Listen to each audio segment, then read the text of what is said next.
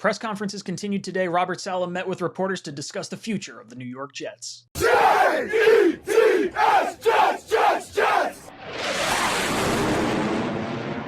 Welcome to Jets Talk. My name's Ryan. I'll be your pilot. If you are new here, hit that subscribe button. If you've been here before, welcome back. I love having you here. Boys and girls, we are talking a little Robert Saleh press conference action. Robert Saleh got to talk with reporters today to discuss the future of the New York Jets and some of the pressing questions that we've had going on across our fan base. Quarterback questions, free agency questions, coaching questions, all that good stuff. So let's jump into the press conference. The first question up was asking about the new additions to the staff. For sure. Obviously, Nathaniel Hackett coming in as a new offensive coordinator. Excited to have him. Keith Carter coming from Tennessee. I've always had so much respect for their run game and what they've done and how it meshes with what we try to do philosophically I believe in.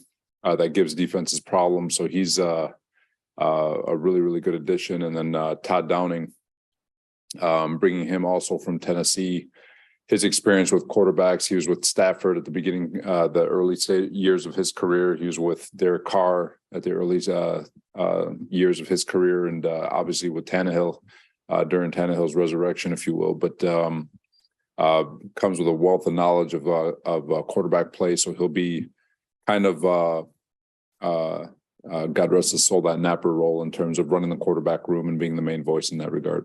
So Robert Saleh talks about the coaching staff there. He doesn't really provide much insight on Nathaniel Hackett other than he says that he's really excited to have him in the building. Carter, he talks about the run game and the offensive line that they had in Tennessee, and he's always valued how they run the ball over there. And then when he talks about Todd Downing, he goes into the whole, okay, this guy's going to run the quarterback room. He's going to be in control. He's going to be that napper kind of a role, and provides, the insight that he has had with quarterbacks like Matthew Stafford, Ryan Tannehill, and Derek Carr, and he's going to be that primary voice in the quarterback room. So it's nice to see that the Jets sort of have a power structure that they're looking to follow, and I can completely understand why they like this coaching staff in general. You saw Hackett have success with the running game with Fournette and Bortles down in Jacksonville. They had some nice success with the running backs up in Green Bay as well, and then you look internally at the New York Jets, how we want to do things. And it's very similar to probably how the Titans want to do things as well, where the Titans are running the ball with Derrick Henry, playing strong offensive line play, strong defense of that nature. And that's how you win a lot of games in the NFL. And I think that aligns well with Robert Saleh and all these different coaches kind of coming together. It seems like that is the unifying piece to all this. So Breece Hall, I expect you to have a monster season this upcoming year. We go into the next thing. What is it like waiting for the answer at quarterback?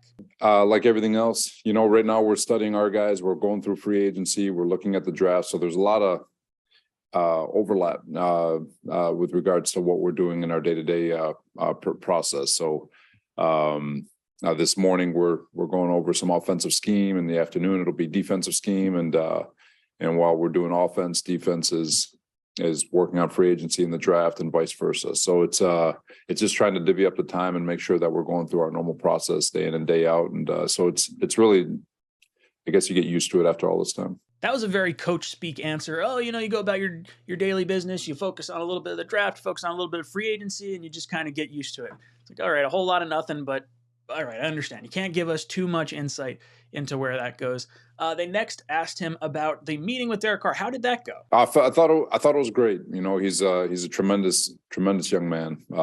He's a father of four. Obviously, he's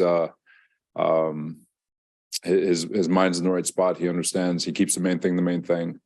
But a really impressive young man for sure.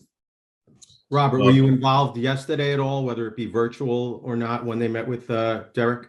No, I'll be honest. I woke up. I went to bed 2 nights ago, and it was my turn with the stomach bug. So I'm just pulling myself up off the mat. So I was supposed to fly out there. Obviously, I didn't make it. Saleh talks a lot about the character of Derek Carr and the person that he is. Fantastic person and whatnot. And he was not available for the second meeting in Indianapolis, where Joe Douglas and Woody Johnson wound up meeting with Derek Carr just yesterday, I believe. Robert Saleh had some kind of stomach bug, so unfortunately he was not able to make it. As far as what stands out about Derek Carr and what did they like on and off the field about him? Derek, he's got an elite mental makeup with regards to football IQ. He's got tremendous accuracy and arm strength. He can put the ball anywhere you want. And he has a talent. He's underrated in terms of a scrambler, and being able to move off pocket and all that, out of the pocket and all that stuff. But he's been asked to do a lot in his career, and you just look at him, like I've said it before. I think he's more in line with what Stafford's career has been in terms of if you could just get him into a place that can surround him with all the pieces to allow him to just play quarterback 10 to 15 times a game. It'd be pretty cool, but he's a solid young man. Derek Carr is a solid man. Robert Saleh compares him similarly to the Matthew Stafford situation when he was over in Detroit before he got traded to the LA Rams. And I think that's an interesting thought process, because I think it's almost throwing a little bit of shade at the Lions and at the Raiders as far as having maybe a little bit more dysfunction or not necessarily being able to put the correct pieces around the quarterback over the course of the time there. And maybe a new location for that quarterback can help achieve the success that he could have. He mentions playing quarterback 10 to 15 times a game, and you don't need a crazy ton of plays from your quarterback if you're relying on all the other pieces that you have. Your defense is going to play really strong, so you may not need as many possessions. You might have a really strong running back like Breece Hall, so you can rely on your running game. There's a lot of opportunities that the Jets offense in particular provides Derek Carr, and he can do a lot of things that are really good in this league. You can see him make every sort of throw. He does make some off-balance throws as well, but he's also slightly mobile. He's good moving around the pocket, a little more deceptively shifty, I guess, than he's probably given credit for. Next up, we start hearing about what it's like to have the quarterback prior to free agency. Is it important, I guess, to have the quarterback before free agency begins? It's as a coach, you always want it done yesterday, right? But we appreciate everyone's process. We appreciate how everyone's going about it. We appreciate the way. We appreciate the time everyone needs. So it's just being deliberate in our process and making sure that we're taking care of our stuff, but also being mindful and respectful for other people too. So that was clearly a message to two players in particular, one of which we're not really allowed to talk about if we're Robert Saleh, but we're not Robert Saleh. So that was definitely a nod towards Derek Carr wanting to shop himself around, talk to a bunch of other teams, obviously meet with some teams at the Combine, try to get the highest contract that he can possibly get. So the Jets are kind of at the mercy of waiting until Carr wants to sign because he wants to go through his process, and the Jets are trying to respect that. At the same time, they're also giving a little bit of a nod towards the Aaron Rodgers situation over in Green Bay, where the Jets can talk to the Packers about Aaron Rodgers, but they cannot talk to Aaron Rodgers directly, and they need to allow Aaron Rodgers to go through his darkness retreat, reset his mental clock or whatever, and determine if he wants to continue playing football and if that's going to end up being in Green Bay or in a new city, and if that is a new city, is it going to wind up being New York? So you have to wait and see all these processes and how they kind of break down. And hopefully it happens before free agency, because like he said, you want to have that done yesterday, so that way you can kind of line up all these other pieces moving forward. Next up, they were talking about how do you envision the offense under Nathaniel Hackett? There's a lot of carryover from what Mike had installed over the last couple of years. So there's going to be some carryover philosophically, and how we do things will be a little bit different. I'm not going to get too deep in that right now, but excited about him. He's got, like I said, he's everywhere he's been able to build a at least a top five run game. And he's from a play calling standpoint, it might come off different. Not to say that Mike wasn't able to get it done, but his positivity, his aura about him, the way he goes about his business, I just think he's going to be, it'll be a change for the guys for sure.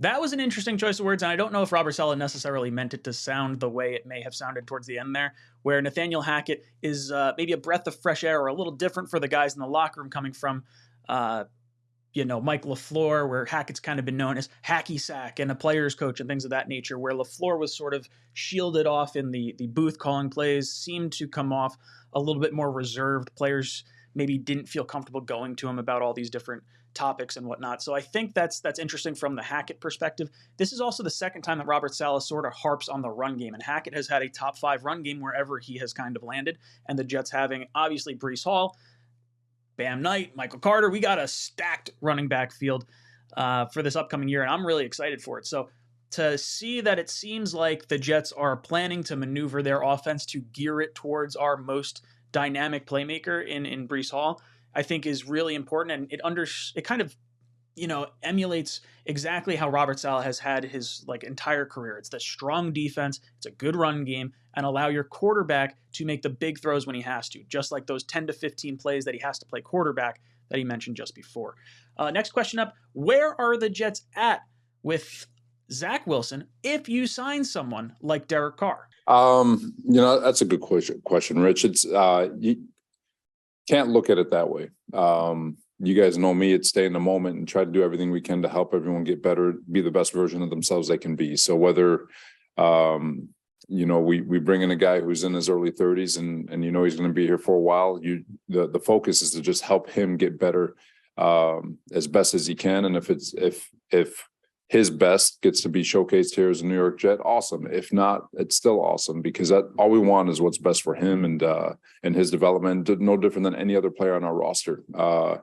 That's our job to make sure that we're doing everything we can to help them find ways to reach their max potential as coaches. And then Joe and his staff, their job is to continue to push the envelope and finding players who can continue to maintain that standard. So to answer your question, I don't have it for 2 years from now. I don't know what that means. I just know our focus is to try to help him get as best as he can. That was sort of the question that fans kind of ask each other, where if you wind up bringing in someone like Derek Carr, who appears to be someone that might be signing a longer term contract because he's a younger quarterback, what does that mean for someone like Zach Wilson, who's going into his third year on his rookie contract? You have to make a decision on his fifth year option after next season, before or just after the draft, May 1st or so of next year. So what does that mean moving forward? And Robert Saleh kind of gives this answer as far as, look, we're going to help every player that's on this roster become the best version of themselves while they're here. And, if it's for us, great. If it's not, so be it. It's still our job to make them the best version of themselves that they can possibly be. And then it's on Joe Douglas to keep bringing in some more talent and kind of, building it up from there. And I think this is the first time I sort of heard them maybe not overly support Zach Wilson. Not that this was throwing any sort of shade, but just hearing having success grooming a player or developing a player, even if it's not for us, was sort of a weird note I kind of took away from there. The next question up was asked, what is the deal with Mike White? Where do things stand with him? Oh yeah, no, Mike, I know, feel like I probably should be talking about him more. Mike deserves every bit to be talked about. He should be on this roster also. And he's, we carried 3 last year, but again, he's going through his process, and it's just something that obviously we're keeping close tabs on. So I'm probably not the only one that feels this way, but I would love to have Mike White back as our forever backup. I don't necessarily want him as the starter, though I would love to see him, flourish into that sort of role. But I think Mike White, as Robert Saleh sort of alludes to, he wants to talk a little bit more about Mike White, maybe bringing him back. But I think it's, it's a two-way street. Obviously, Mike White has kind of had to play second fiddle to Zach Wilson these last 2 years. I think he understands that the Jets have a lot invested in him with using that number 2 overall pick in him, along with bringing in a veteran quarterback. So how much money are you really going to devote to that locker room, quarterback room? Robert Saleh mentions that quarterbacks are like gold, so you would love to carry the 3 of them, but do you do that? Is that the right move? For Mike White, in my opinion, I think he's probably going to follow Mike LaFleur to LA, back up Matthew Stafford for a little bit. Stafford has the back issues. Maybe he's looking at hanging it up soon. That might be the best opportunity for Mike LaFleur, as opposed to maybe staying here and having to contend with the weird stuff going on with Zach Wilson and the veteran quarterback that's going to be coming in here, even though the team appears to really like Mike White. It's a weird, bittersweet kind of ending or I assume it's probably going to be an ending. I don't think he's going to end up signing back here because of the money. After that, they were asked, clearly, well, would you carry 3 quarterbacks? I think I started going into that in this part. Would you carry 3 quarterbacks? Here's what Robert Saleh had to say about that. If you can hold it, for sure. Quarterbacks are gold. I mean, it's if you have 3 guys that you have full faith in, then yeah, absolutely, you hold them. But you don't want to hold 3 quarterbacks just to hold 3 quarterbacks. But I said it last year. I thought we had 3 really good quarterbacks between Flacco, Zach, and Mike. And if we're presented with that same opportunity again, obviously you'd love to keep it that way. Quarterbacks are like gold. We're going to hold on to 3 if we can hold on to 3, if you could justify the spot. If you have 3 guys that understand the offense, it's worth its weight in gold. And that's 100% the right answer to give, because we saw what happens when Zach Wilson gets hurt. We saw what happens when Mike White gets hurt. And then you wind up having Joe Flacco on the roster, who I guess, knew the offense, but could not really operate it well due to age. So it's always worth having that back stock of quarterbacks in case an injury winds up happening. So I don't know. We'll kind of take a look at that. What was up next was, what is free agency going to look like this year? Here's what Coach had to say about that. That's again, you guys probably should ask Joe that question, unless you didn't. If you did, but judicious, I guess. There's certain places where we need to improve on, and but obviously the draft is going to give us some of those opportunities too. The quarterback position, like we talked about, and but as far as defense, is making sure that we can see if we can run it back with the guys we have, and then offensively see if we can be judicious in our approach. This makes a ton of sense. The Jets had a top 5 defense last year, so if you can retain that talent to keep it while you improve the trouble side of the ball, the offensive side, then I think that creates a better boom overall in terms of, success for next year. When you look at the defensive side of the ball, if you could wind up restructuring someone like CJ Mosley, who's set to have a monster cap hit this year, maybe you could bring his cap hit down, tell him you're going for a Super Bowl run here with one of these 2 quarterbacks in Aaron Rodgers or Derek Carr, and we would love to bring you back on a lower number to go for that Super Bowl. Bring back Quan Alexander and Quincy Williams on either side of you, retain that backfield or that linebacker core that we had this past year. And then on the backside of things, when you're talking about maybe a LaMarcus Joyner or a Jordan Whitehead, I don't think Joyner comes back this year. I would be a little surprised. I would love to see the Jets look into bringing in Jimmy Ward from San Francisco, knows Robert Saleh's defense. I would like to see him here. Whitehead, I think, is going to wind up staying. I would like to see him maybe rework his contract. We can save $7.25 million just by having him. So maybe there's a situation where the Jets want to extend him an additional year so they have safety locked in for these next 2 seasons, but his cap hit isn't going to be quite as high this year. I think that's possible. On the offensive side of the ball, yeah, you got to put a little bit of firepower over there because you don't know what's going to happen with Braxton Berrios, Corey Davis. The offensive line needs a bunch of help, and then clearly the quarterback has been a constant issue here. Speaking of the offensive line, we had some thoughts on Dwayne Brown. Yeah, I saw Dwayne in the weight room a couple days ago. He's 3 or 4 days ago anyway, but he just finished up his surgery on his left arm and his shoulder. Dwayne is a freaking rock star, man. The way he fought through pain and injury, and he did what I'd say about 90% of players probably wouldn't have done in terms of playing when he didn't have to. All his money was already guaranteed, and the guy still strapped up and played 16 or however many games for us. Took it all the way to week 17, but so he's a lot of respect for him. Love his grind, love his grit, love what he stands for, and if he's here, it'd be awesome. That last little bit there, if he's here, that would be awesome. Gives me the idea that either Dwayne Brown's looking at retiring. He's 38 years old, had the torn rotator cuff or pec or whatever it wound up being this past year. Played through the entire injury. Most guys would not play through that type of injury at that point in his career. Not to mention when the Jets season kind of went south, he still continued to play week in and week out when he could have wound up opting out. And that's something I really, really admire about Dwayne Brown, and particularly this coaching staff in general. It seems like players are more likely to give it their all, or at least, maybe play when they are a little bit hampered. I feel like in the past, when the Jets have had some really bad teams, you've seen players kind of pack it in, go into self-preservation mode, and I don't get that vibe from this locker room or this coaching staff and these players.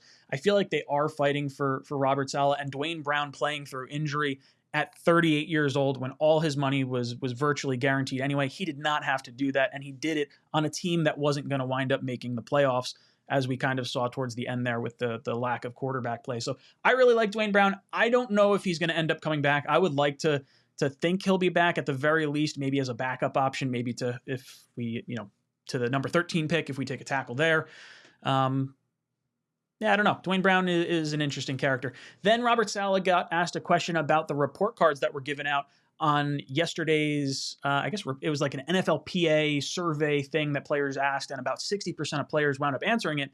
And there was one comment made about the New York Jets, and this is how Robert Saleh had to answer that. I'll always evaluate myself, right? But I'll check around the league, see what's going on in terms of our schedule. Selfishly, I'd say it's in line with about 10 other teams that I communicate with on a daily basis. But again, if it's a challenge from our players, I'll definitely always take a look at myself, and I'll look inward to see if we can make things a little bit better. So Is it just me, or was that the happiest, slightly irritated version of Robert Saleh that I've ever seen? It felt like when they asked him about apparently this survey pulled our players from 2021 because the survey was from March 2022 to April 2022, that the Jets spend too much time in their facility and that it doesn't correlate to wins, more than the average team, I guess, spends at the facility. And Robert Saleh definitely appeared to take that a little bit to heart. Like, hey, I talked to 10 other teams around the league and it seems like we fall in line. Maybe you guys should sack up and maybe work a little harder. I don't know. This felt to me like Saleh might have been slightly irritated there, but in the most polite way possible. And then we rounded out the interview with how we feel about our tackle situation going into the offseason. No, that's a good question too, Connor. You'd love to add as many players as possible. You don't want to force it. Obviously, you want to make sure that you're always doing what's best for the organization. And if at that time the best thing for the organization is the best player, whatever it is, you'd always love to add more the merrier. You guys know how Joe and I feel with regards to our offensive and defensive lines.